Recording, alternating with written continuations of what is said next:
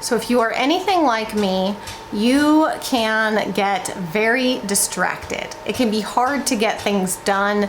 I am definitely somebody who procrastinates on tasks that I feel like are going to be hard or I don't like to do. They're just not fun or enjoyable. And sometimes it's just because I even just find it boring. However, that attitude and those issues can cause big problems for myself and probably for you too, because I have a lot going on in life, much like everyone else, you know? So what I wanted to share with you guys today are 5 tips that I have found to be very practical and useful and have helped me be more productive in my days. So if you are new here, just a quick little explanation. I have 8 children. My husband and I have 8 children.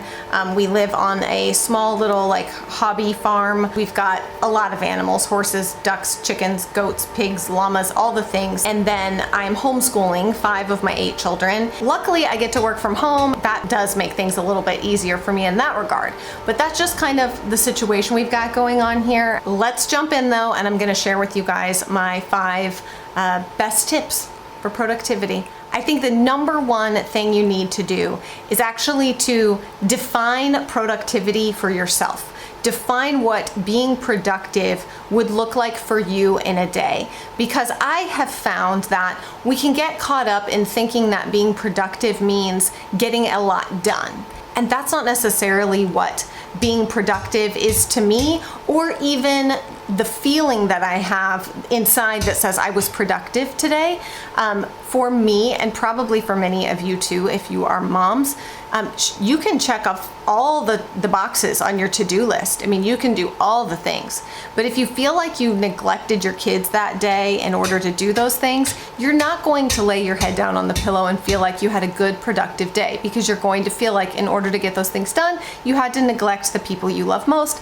And no mom likes that. That doesn't feel good. We don't like it. So what I have found the best definition for productivity is for me is to recognize that being productive for me looks like making sure that I am using my time well. Whatever that may be, using my time well. Not wasting time, not procrastinating, not spending way too much time on something that it shouldn't take as long as I'm making this thing take, and not sacrificing my children. Because to me, grabbing my toddlers and going for a walk down our nature trail, sitting down, reading a book with them, having a 30-minute conversation with one of my teenagers, that is productive.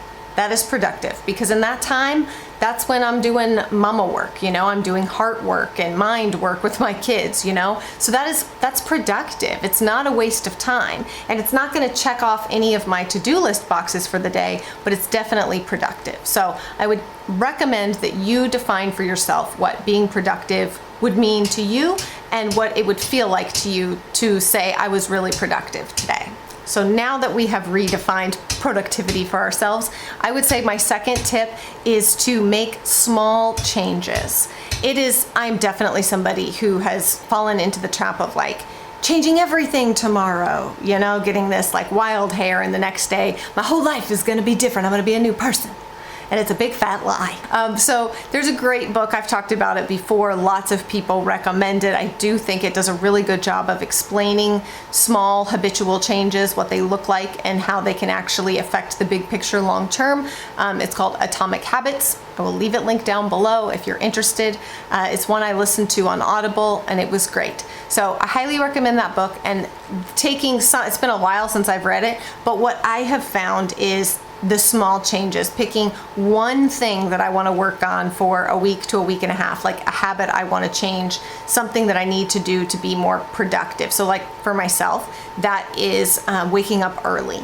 Obviously if you have kids, sometimes that's just force of nature. They wake you up early. Luckily for me, our kids who do rise super early are old enough to care for themselves for a little while, so they don't necessarily wake us up. But I've always known that for me, I am most productive when I wake up early. Even though I'm not a morning person, I don't necessarily love it. I think that maybe I actually do though. I think that maybe I've just been tricking myself into thinking I'm not a morning person. But I do love the quiet, the solitude, especially being out here on the farm. I like going outside and having my coffee. But for me, waking up really early is important in order to allow me to get certain things done without distraction before my youngest kids wake up and homeschool starts and all of those things.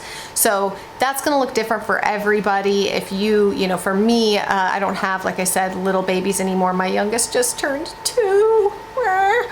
So for me, I started with like 6:30, then I went back to 6, and I have gotten up as early as 4:45 or 5. That's not necessarily on purpose. It's just my body has kind of started waking up on its own, trying to figure out what that's like. What time do you want me up? Should you be up right now? And so it is interesting how kind of after a little period of time, a week to 2 weeks, your body starts to respond and you kind of start to wake up on your own at that time. Making those small changes, one thing at a time, changing different things in my routine and stuff like that, one thing at a time, not trying to pile everything on, but just adding waking up early. Then adding, after that's good, then adding working out into part of my morning routine. You know what I'm saying? Like just one thing at a time. Don't try to do it all at once, okay? Rome wasn't built in a day.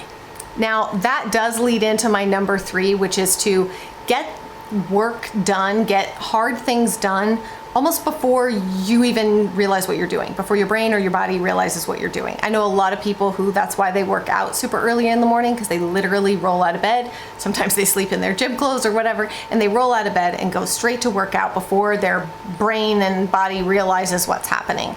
That is sort of similar for me. I do like to, like I said, wake up really early, come out to my office and start getting through my work stuff before I really realize what's happening. But it's a similar thing when it comes to tasks that I don't want to do, tasks that I want to procrastinate on, and I just want to keep shoving away and shoving away and shoving away. Sometimes I have to make this block of time to say, at this time I'm gonna do these things, and I just have to start doing it, just start. Don't even think about it, don't make a plan, just start doing it. And then my brain gets rolling and the project can continue. I've talked about this before, but I just get productivity paralysis when I let myself linger too long or think too much about something that I want to get done, a project or whatever. I go into like an existential crisis about the whole thing and I way overthink it. Getting moving on the task before you even think about what it is. Picking up the phone and making the phone call before you let your brain even realize that, oh, I have to get on the phone and call someone and talk to someone on the phone. Ugh, I hate that. Lots of people hate that these days, but you know what I'm saying. The things you really don't want to do. Another sort of productivity tip that goes with that I've read a lot from people who really research and study this productivity stuff is I think it's called the MIT method, which is the most important task, meaning the most important tasks first. So you pick 1 to 3 tasks that are the most important, you put those first and you do them first. You don't let yourself pick off the little easy ones. You start with the hardest ones. You start with the most important ones. And I do think that's fantastic because it does get the ball rolling. And once you knock one of those hard tasks off, then all of a sudden you got a lot of arrogance, okay? You get a little cocky and you're like, ha, look at me go getting these hard things done. And then you start to build this confidence that lets you do other hard things. And yeah, I realize hard things sometimes are making phone calls. If you need to call your insurance company, call about a bill, something like that. Oh, yikes, wawas, it's the worst, okay? We all feel that way, I think we can agree. Picking those top 3 that are I really don't want to do things for the day, and forcing yourself to do those things first. Okay, my 4th tip would be to take larger projects, big things that you want to get done, and break them down into very manageable bite-sized pieces. So let's say that you want to, I don't know, clean out your closet. Let's just say your closet is an absolute disaster, okay? If you have lots of time, then sure, tackle the whole thing in one day. But if you don't have the time, but you have things to do, then break down that closet by tiny, tiny little sections. Today, I'm just going to deal with my shoes. Today, I'm just gonna deal with my old underwear. Today, I'm just gonna deal with my pajamas. Literally break it down into tiny little bite-sized manageable tasks. It's for some people and for certain tasks for me. For certain tasks, I definitely am like, just knock the whole project out in a day. But for other things, I really need to break them up into tiny, manageable bites so that I can get through that, because looking at scaling that whole mountain of the project is like overwhelming, and I feel like it will never happen. I will never get that done. So the only way for me to change my mindset about that, feel like I'm making progress, is to break it down into smaller tasks. Okay, we're on the last one. Tip number 5 is to have good rhythms, routines, operating procedures for your home and for your family and for yourself. Having these systems in place is incredibly valuable to me because number 1, it allows me to know these are the things I need to do today. And sometimes I need to not think. I just need to do.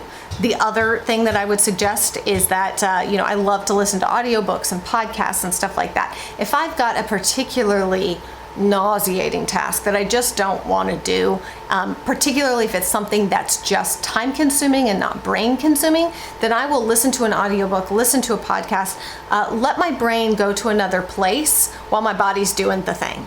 Organizing the thing, folding the thing, putting away the thing, whatever it is, my brain is over here in la la land enjoying itself while my body is doing the thing it's supposed to do. So that is one way that I kind of manage those sorts of things. But creating rhythms that my family knows what to expect for the day, people don't have to. I'm more productive when I don't have to stop every 5 minutes to tell everybody what to do.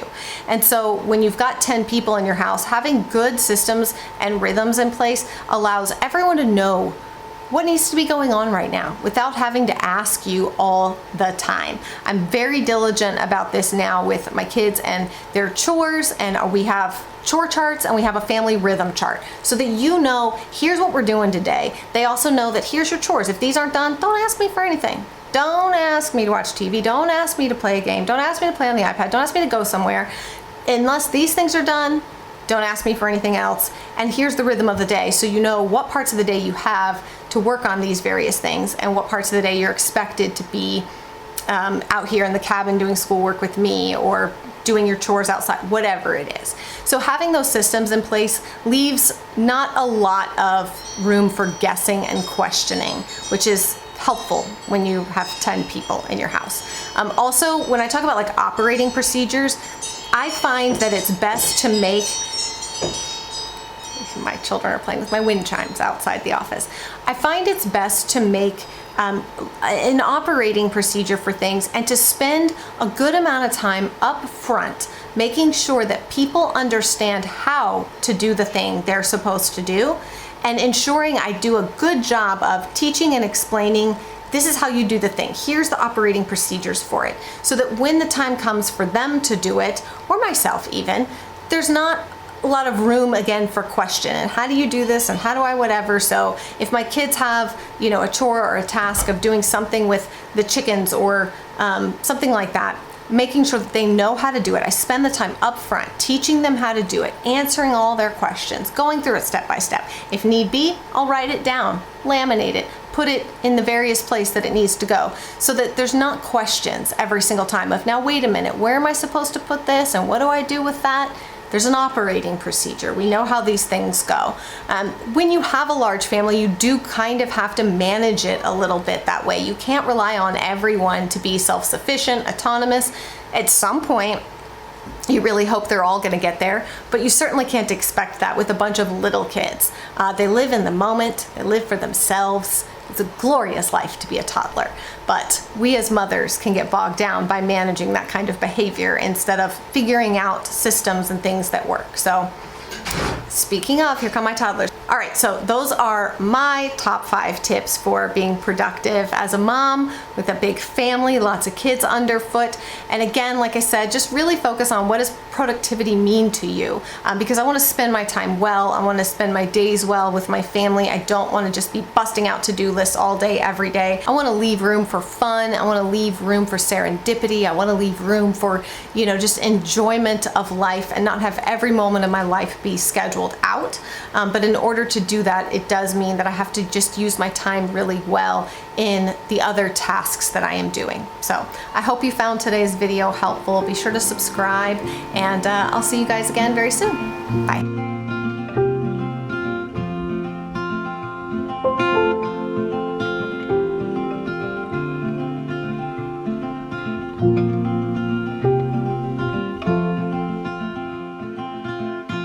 Rainy days don't seem so wet.